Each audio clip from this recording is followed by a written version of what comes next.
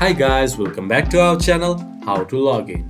Today in this video I'm going to show you how to log into your Citizens Bank account.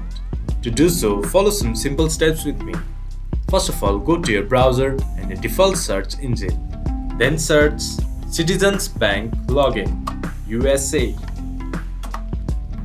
Then go to the first result that shows up or go to www.citizenbank.com. It will then take you to the official website of Citizens Bank. Then go to Login from the top right corner. Then enter your user ID, then enter your password. To confirm your password, you can click to Show. Once you have entered your login credentials, click to Login. Then you should be able to access your Citizens Bank account.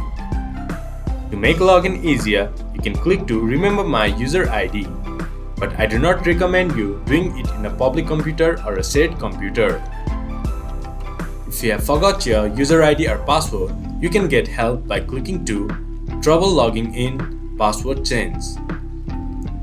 And if you are new to Citizens Bank, you can register new online banking by clicking to Enroll Now.